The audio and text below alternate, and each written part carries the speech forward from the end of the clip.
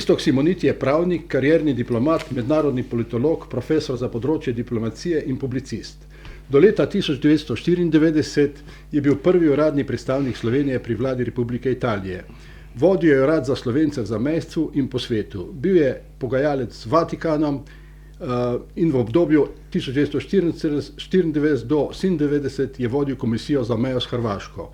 V letih 2001 in 2002 je bil državni sekretar Republike Slovenije na Ministrstvu za zunanje zadeve Republike Slovenije. Od leta 2003 tudi svetovalec predsednika Republike Slovenije.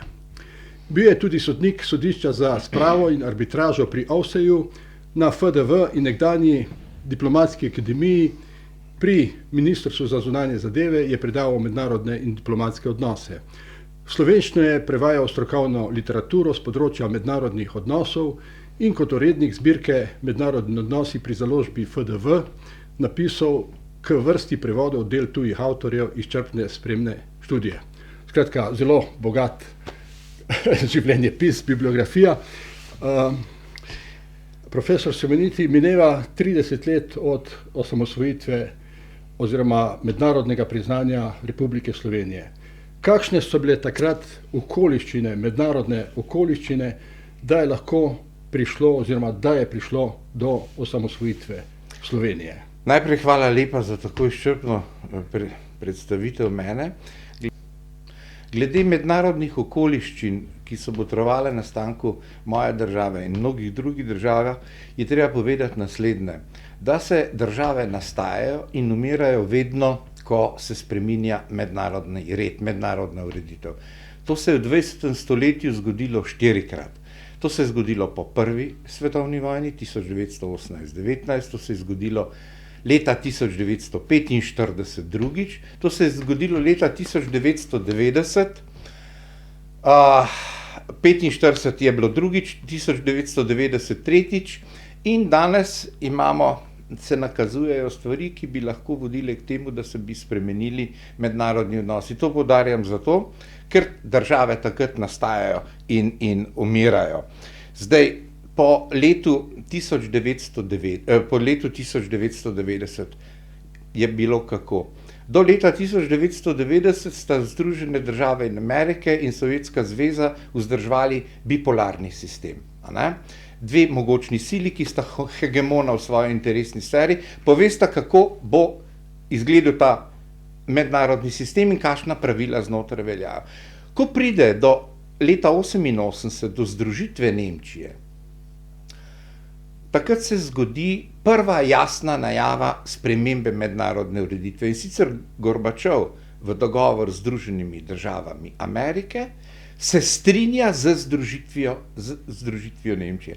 Ta uvod je pomenil erozijo kompletnega vzhodnega bloka, ki je bil dotedaj v interesni sferi Sovjetske zveze, vključno z velikimi procesi, da rečem, ki so se začeli dogajati v Jugoslaviji, ki so na koncu vodili v razpad Jugoslavije. Tukaj bi rad upozoril na določene spremembe, ki se nam danes kažejo v mednarodnih odnosih. Kot vemo, je kompletna vzhodna Evropa postala leta 1990, se je demokratizirala v nekaj letih, nastale so mnoge nove države, bile so mednarodno priznane in vse so šle po poti demokracije. Danes po 30 letih so te države začele v očeh starih evropskih držav, starih demokracij, postajati problem. Zakaj? Postajati so začele problem, ker so zahodne države začele postopoma in po mojem mnenju tudi zelo upravičeno vzhodnim očitati postopno erozijo demokracije. To se je zgodilo na tak način, da so začele prihajati ljubeznive opombe, pa vendar dovolj jasne, ki trajajo že nekaj let, da v teh državah ne funkcionira pravna država. Preprosto ne funkcionira pravna država. Z drugimi besedami to pomeni kaj? Če ti ne funkcionira pravna država, ti ne funkcionira demokracija. Demokracija je tak način ureditve družbe, da zahteva pravno državo, v čemer se to ne moremo zdaj spuščati. Ampak danes je ta cezura med vzhodom in Zahodom tako velika, da se napovedujejo spremembe mednarodne ureditve in če bo do tega prišlo, kar si jaz ne želim, sploh ne želim, bodo lahko nekatere države, ki so nastale po letu 1990, tudi izginile. Namreč države, ki so nastale po letu 1918, so vse začele skladno z Wilsonovo politiko ali z Wilsonovimi idejami o samoodločbi narodov, so začele kot demokracije in potem v 30 letih postopoma vse postale avtokracije. Glavni očitek danes zahodnih držav je, da postajajo v zahodni Evropi nekatere države, Poljska, Madžarska, tudi nam se očita in tako naprej, da postajajo v bistvu avtokracije in ne demokracije. To je tisto, čemur bi se reklo, kaj naj rečem, neprijetno ponavljanje zgodovine, tega si najmanj ne želim. Rad bi rekel to, da preprosto v tem testu, da bi utrdili demokracijo kot način življenja, bi si zelo želel, da zmagamo v tem. Zakaj mislite, se v novo nastalih državah po letu 1990 nekako demokracija ni prijela oziroma vcepila v družbo, ampak so iz nekih začetkov demokratičnih držav drvijo vse bolj v avtokratske države, vključno s Slovenijo, kot ste že omenili. In drugič bi prosil, da mogoče še bolj pojasnite vašo misel, da grozi, da se lahko, da novo nastale države, verjetno s tem ste mislili tudi Slovenijo, na nek način ponovno izgine glede na mednarodno dogajanje. Ja.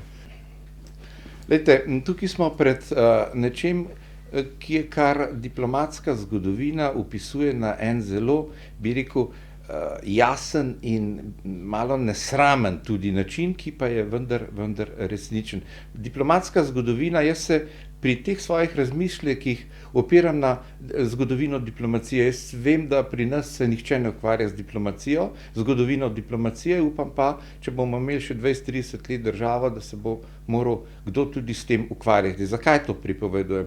Zaradi tega, ker je diplomatska zgodovina tista, ki pravi, kako malo število ljudi odloča v usodi tako velikega števila ljudi. In če se vrnem na vaše vprašanje, ta del sveta pred vojno, kot sem že povedal, ni bil sposoben vzpostaviti in vzdržati demokracije, in ta isti del sveta, ki ga imenujemo Srednja Evropa, ki ima svojo identiteto, zgodovino in tradicijo, ta isti del sveta po 30 letih se kaže, da tudi ni sposoben vzpostaviti demokracijo.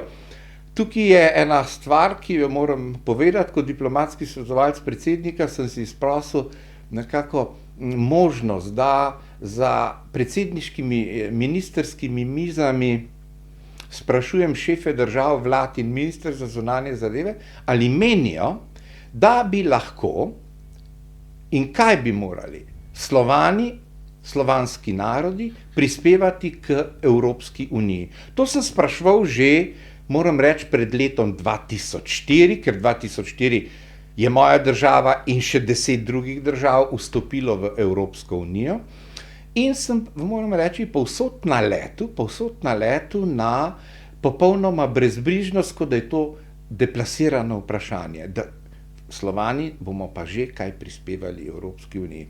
Danes se kaže, da so posebej slovanske države problem z instauracijo ali z utrjevanjem demokracije v svojih prostorih. Slovanov je 80-90 milijonov, če jih seštejemo skupaj, in pri vseh je demokracija problem. Kot da bi se nam demokracija kot organizacija življenja kazala intelektualno, moralno in politično pretežka zadeva. Jaz upam, da temu ne bo tako, ampak tudi v zvezi z vašim vprašanjem, če se napovedujoča sprememba mednarodnih odnosov, ki se ustvarja ravno zaradi razkoraka med zahodnimi demokracijami in vzhodnimi, iliberalnimi, avtokratičnimi demokracijami, če se bo ta uresničila, potem lahko pričakujemo spremembo mednarodnih odnosov.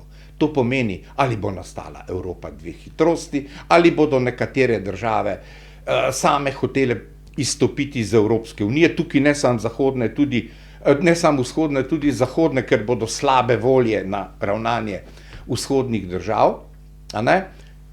Nizozemci, Danci zelo ostro kritizirajo Madžarsko, Poljsko in tako naprej. Nemci so z novo vlado napovedali, da ne bodo več dopustili, da se temeljne vrednote Evropske unije rušijo skozi pravno državo in tako naprej. Skratka, če bo nastopila ta mednarodna sprememba mednarodnega reda, potem se bo ponovilo tisto, kar se vedno zgodi ob spremembi. Torej, nekatere države, ki so nastale po letu 1990, lahko izginejo ali se spremenijo. Posebno so na udaru male države. Zakaj? Tukaj bi en stavek povedal v zvezi s sedanjo mednarodno ureditvijo. Ta, ki velja danes, ta, ki velja po letu 90. Ta mednarodna ureditev je naklonjena obstoju malih držav. Sloveniji, Litvi, Latviji, tudi Makedoniji in tako naprej, vsem tem državah. Ta ureditev je naklonjena kot sistem odnosov znotraj evropske družine držav. Ampak velike države, tiste z veliko zgodovino, z veliko tradicijo, oni mislijo, da je obstoj malih držav za njih preprosto ena dodatna ovira, kaj bi rekel, ena realnost, ki onemogoča, da bi lažje sprejemali politične odločitve, ki bi zadržale mednarodno ureditev, v kateri bi oni imeli pomembno besedo. V očeh neke Anglije, v očeh neke Francije, v očeh neke Nemčije, obstoj Slovenije, Makedonije, Črne gore in tako naprej, nima nobenega smisla, ne? Nima nobenega smisla pravega, ne? Namreč zahteve teh držav so vedno večje od prispevka teh držav k vzdrževanju mednarodnega reda. In to se zdaj kaže, ko vzhodne države, srednjeevropske države, sistematično v zadnjih letih, žal tudi moja država, kritizirajo Evropsko unijo. Te države zaenkrat samo prejemamo veliko sredstev vsako leto, jaz sem zelo vesel, da je temu tako, s strani zahodnih držav, to so posebni finančni in ekonomski in politični načrti. Mi prejemamo ta sredstva, v bistvu pa vračamo to na tak način, da smo neprestano stopnjujemo svoje kritike, kot veste, Poljska in Madžarska sploh, pa tudi Slovenija in še kdo drug, v odnosu na Evropsko unijo. To je tisto, kar bi želel, da se počasi spremeni. Zakaj? Zaradi tega, ker moja država, Hrvaška, Litva, Latvija, Slovaška, Češka in tako naprej, mi moramo razumeti, ne, da je politični okvir, ki ga predstavlja Evropska unija, jaz si mislim, da je skoraj idealen okvir, da vsi živimo svoje suverenosti na način, da nam bojo te suverenosti mnogo bolj koristile, kot pa če bi te suverenosti živeli izven skupine držav, ki se imenuje Evropska unija.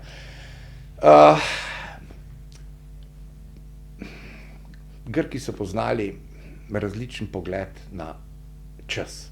Eno so imenovalo Kronos, en drug pogled se imenoval Kairos.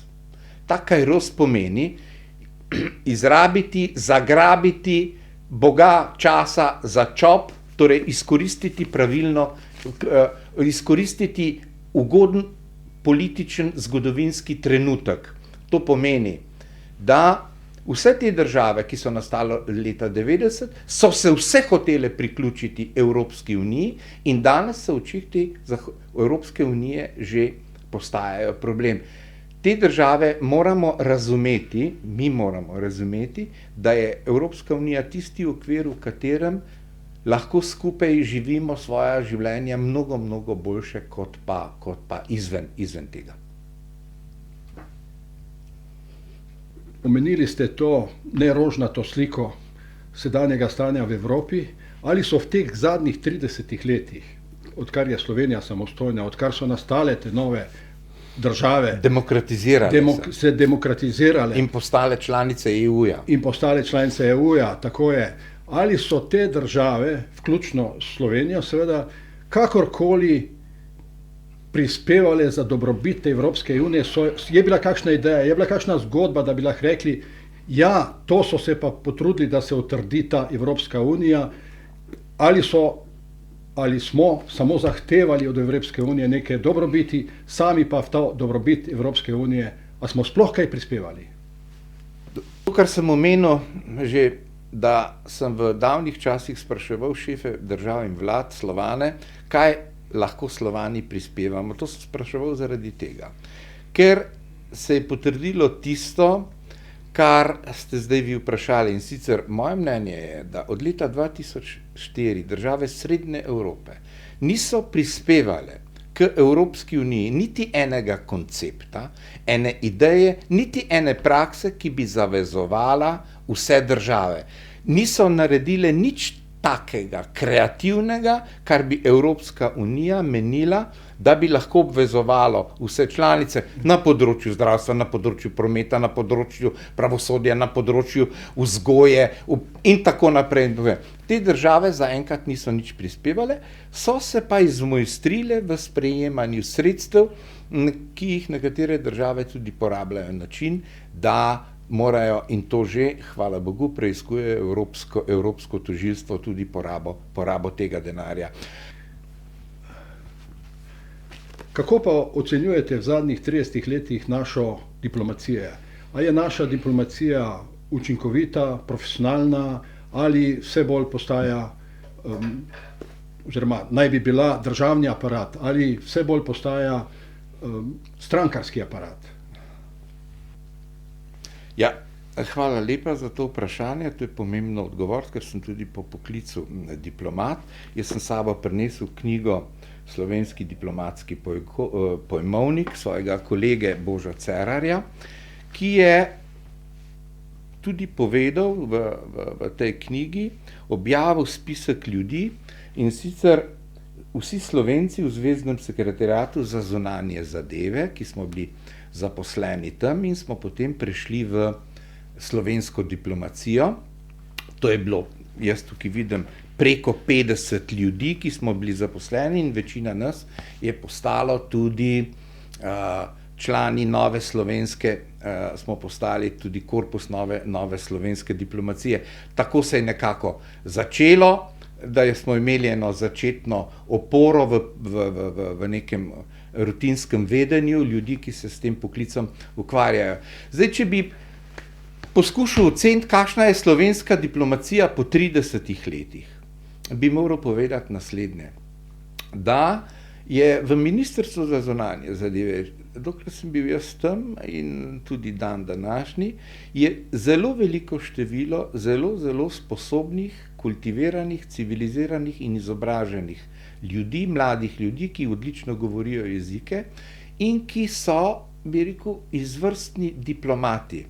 Ampak diplomacija je dobra takrat, kadar država razume, čemu služi, in kadar država ravna z tem podsistemom, ki je podsistem nacionalne moči, tako kot je policija, vojska, pravosodje, tožilstvo, kadar ravna na način, kot si ta podsistem ali ta del nacionalne moči tudi zasluži.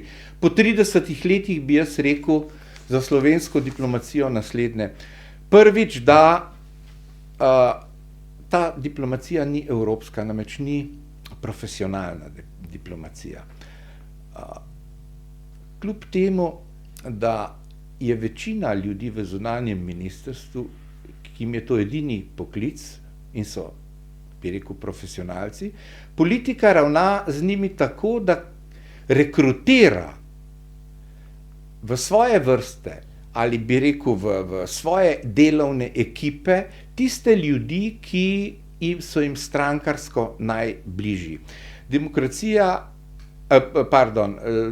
Diplomacija se ni mogla, tako kot drugi podsistemi, izogniti temu, da ne bi politika po temu, kar je lastnina države. Diplomacija, vojska, policija, pravosodje, tožilstvo, zdravstvo so lastnina države. Politika je tukaj samo zato, da z njimi upravlja, tako kot zahtevajo zakoni in predpisi.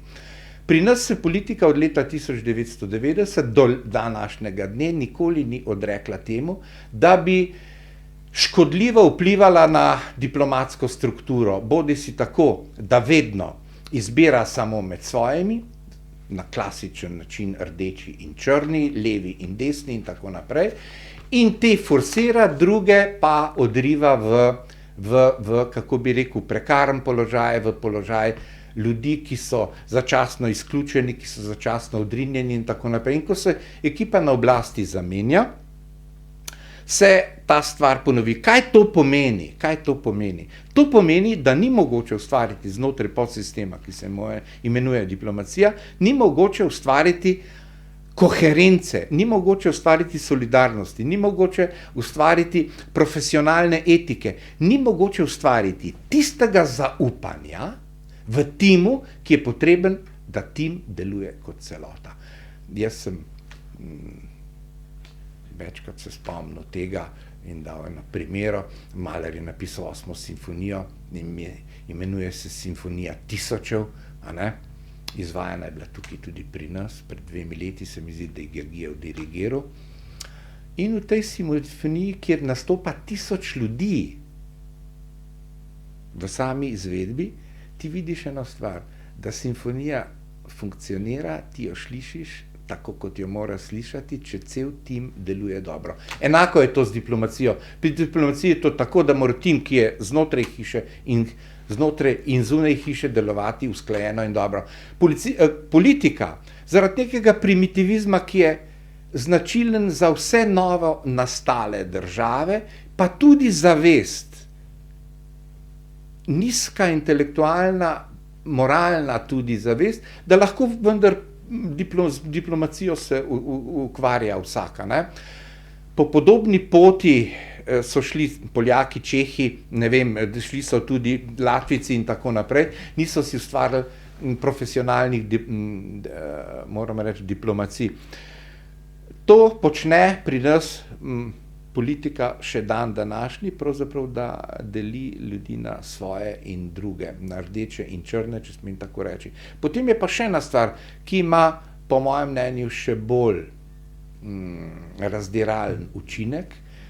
To je tak učinek, ki pripelje do ene nacionalne entropije. In sicer razkol, ki je značilnost slovenske družbe, za katerega vemo, da je značilnost slovenske družbe, in to že stoletja. Če bi se pogovarjali o tem, bi znal tudi pojasniti, zakaj je temu tako. Ta razkol politika vnaša zavestno in načrtno tudi v vse podsisteme države. Žal v policijo, v vojsko, v diplomacijo in tako naprej.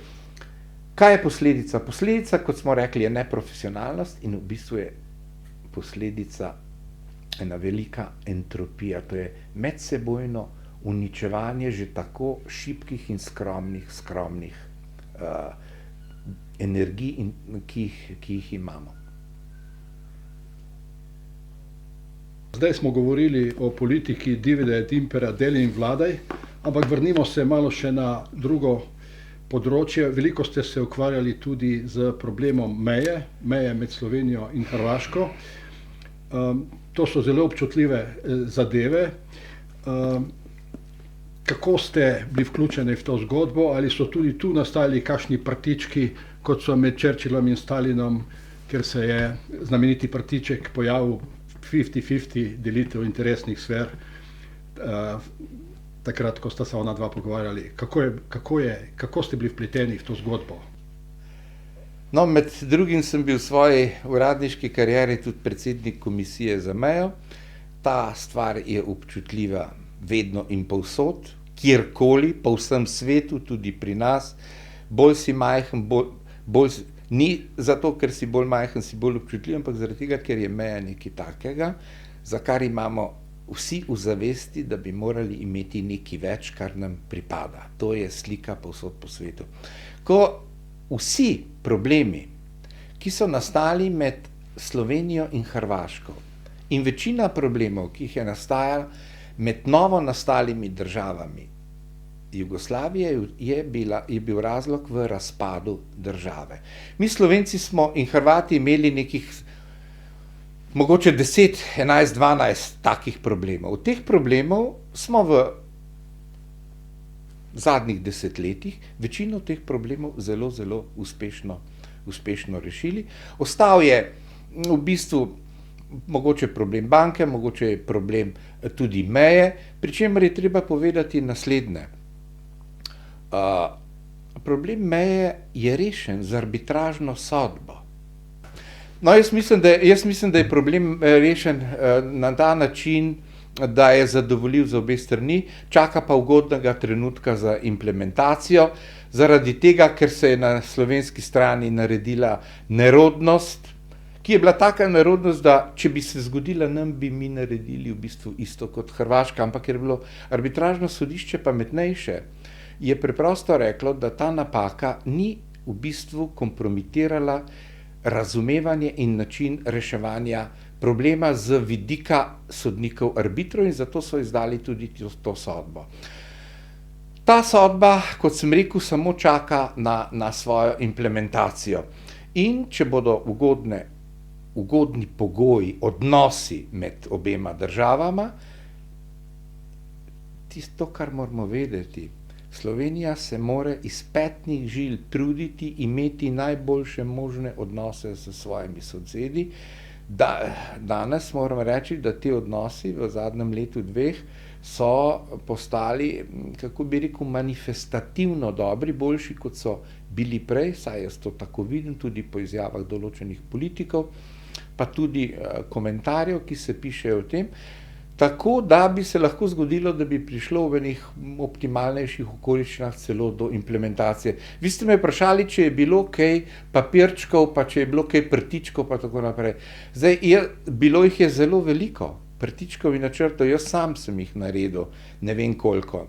Narisal skupaj sam s svojimi kolegi, s svojimi hrvaškimi kolegi. Mi smo se pogajali na en način, moram reči, da smo tisti, ki smo se pogajali, razumeli, da moramo narediti nekaj takega, kar druga stran ne bo razumela kot neko prevaro. Jaz sem vse svoje sile, dokler sem to delal, napel v to, ali pa usmeril v to, da bi me nasprotna stran razumela kot nekoga, s katerim je vredno skleniti sporazum, se bo ta sporazum tudi držal. Jaz sem potem prenehal biti predsednik te komisije, to komisijo so prevzeli drugi in stvar je, kot sem rekel, končala na mednarodnem arbitražnem sodišču. Sodba ni najboljša, ampak mislim, da je taka, da lahko obe strani mirno živite s seboj. Če smem omeniti en detalj o hiperobčutljivosti glede teh zadev, ko je moja soproga predajala akreditivna pisma danski kraljici in sem bil jaz tudi kot njen pohlevni soprog zraven, in ker so kraljice kultivirane osebe, so vedele, kaj sem jaz delal in so vprašala me kraljica tudi o tem in sem pač povedal nekaj stavkov, ampak potem je veličanstvo malo zamahnilo z roko pa je reklo, veste kaj? Je reklo, mi imamo z Nemci ta problem že 100 let, pa še zdaj ni rešen, pa gre življenje čisto dobro naprej. Med Jugoslavijo in Italijo se je problem rešil meje kdaj? Problem se je rešil leta 1975, ne? 75 je 30 let. Takrat se je rešil ob tako imenovanih ozimskih sporazumih. Ne? Porabila ste obe strani 30 let, kaj pa bilo odločilno? Odločilna je bila pa beseda jasna in odločna Združenih držav Amerike, Italiji da morate urediti svoje vzhodne meje, to so naše zahodne meje, zaradi tega, ker se bliža konec ere predsednika Tita, to je bilo pet let predtem. Temu se reče strateško misliti, ne? Strateško misliti pomeni misliti za 50, 15, 20 let naprej, ne? To je strateško misliti. In velika sila pač mora strateško misliti, sicer ne more biti velika sila, ne?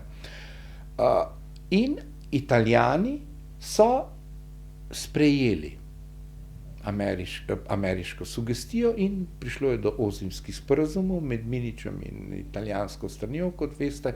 Minič je bil takrat zunanji minister, tudi mi začetniki smo bili na začetniški način to malo involvirali, da smo nosili papirje z ene iz druge sobe. Ampak od takrat naprej je ta meja določena. Zdaj, jaz kot diplomat sem mnogokrat imel priložnost poslušati svoje kolege italijanske diplomate, s kakšno težavo so se oni odločili, da pristanejo na ameriški diktat in da sklenejo sporazum. Vedno ti dajo to vedeti. To pomeni naslednje, da je sedanji mednarodni red, ki garantira celovitost držav, kot je Slovenija, Makedonija, Latvija, Slovaška in tako naprej, da je ta mednarodni red tudi garant obstoja določenih meja. Na kakšen način? Na tak način, ukolikor bi se spremenila mednarodna ureditev, bi Italija začela znova postavljati probleme, za katere menimo, da so že rešeni.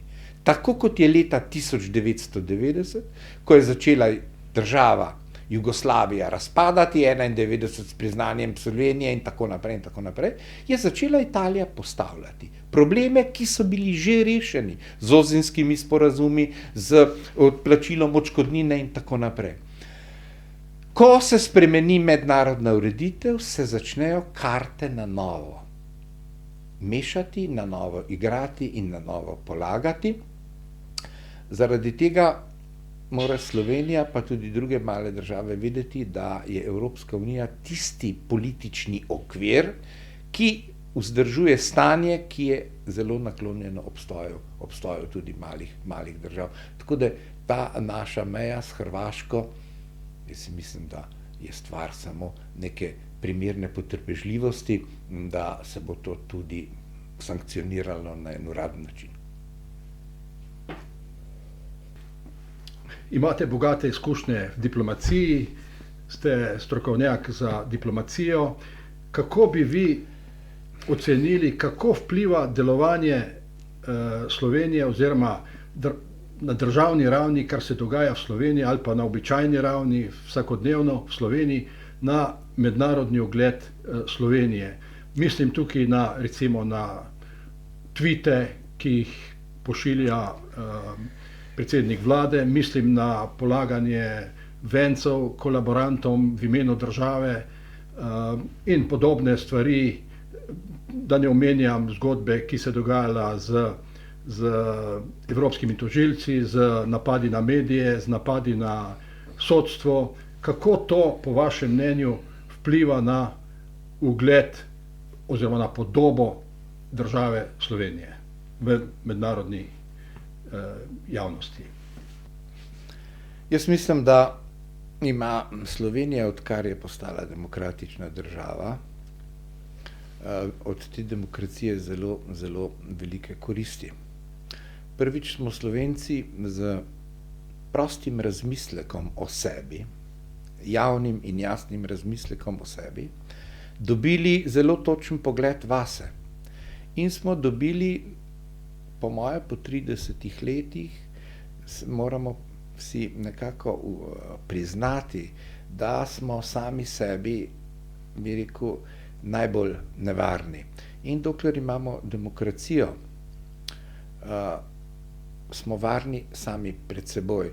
Ampak mutatis mutandis, to velja tudi za celo Evropo. Evropa je varna pred sami seboj, pred svojo grozno in hudo zgodovino, dokler bo imela dokler bo imela demokracijo.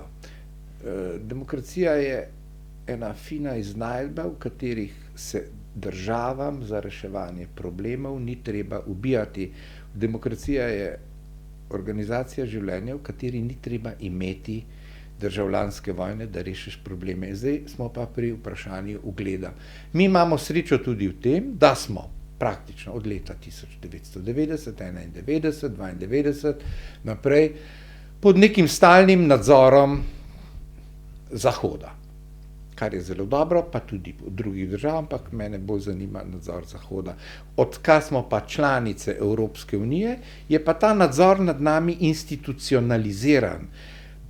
Ta nadzor je del tiste rutine obnašanja, delovanja držav, ki ga morajo države sprejeti. Ugled države je, kakšen bi pa lahko bil? Ugled države je tak, da so začele kritike na račun moje države, pa Poljske, pa Madžarske in tako naprej, preprosto stopnjevati tam, kjer menijo, da nam erodira demokracija. Ne? In jaz mislim, da dokler bomo ostali pod nadzorom Zahoda in če bo ta nadzor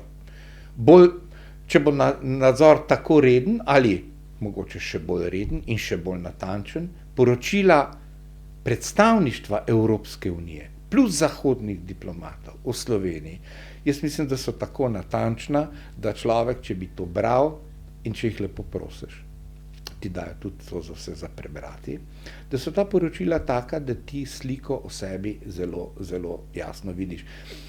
Zaenkrat so te države vzhodne Evrope pokazale nekaj, česar se bojim, in sicer, da bi brez tega nadzora, ne verjamem, da bi obdržali demokracijo, še celo formo bi zamenjali.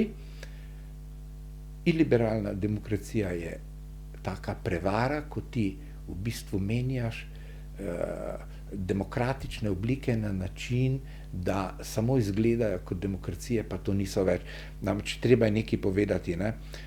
Forma, oblika, struktura, predpisi, zakoni so zato, da se to, kar v njih piše, lahko izvede. To je procedura, a ne? Procedura je samo temu namenjena. Ampak, če imaš ti antidemokratične ambicije, če imaš ti ambicijo samo ene stranke, če imaš ti ambicijo, ne vem, iti proti svobodi medijev, če imaš proti pravosodju in tako naprej, ne, je forma popolnoma irelevantna. Ti lahko svoje nedemokratične ambicije izkoristiš tudi skozi demokratičen, navidezno demokratičen aparat. Skratka, ta ugled deluje tako, da Zahod to spremlja, jaz sem zelo za to, da čim boljše spremlja, in da nas sproti kritizira in nam na ta način podaljšuje čas, da se uvežbavamo in utrjujemo v demokraciji. Ne? Kako bi pa lahko delovala twitteraška politika? Twitteraška politika v dveh segmentih deluje, kot vidimo, razdiralno, preprosto razdiralno. V tistem anonimnem delu, ko ti lahko rečeš o komerkoli, kar hočeš, pa se podpiše z XYZ, ne, v tistem je, bi rekel, temu se reče zloraba demokracije. Ne, ko ti nastopaš v javnem prostoru z svojimi političnimi stališči, ne, na način, da za njih ti ni treba osebno odgovarjati. Demokracija je človek, ki ima individualne pravice. Vrsto individualnih pravic, ki jih tebi garantira ustava. In ti imaš individualne pravice zato, ker imaš v bistvu dolžnosti. Imaš dolžnosti do sebe, zato imaš pravico, ker imaš dolžnosti, in imaš dolžnosti do svoje družbe tudi. A ne? V človeškem življenju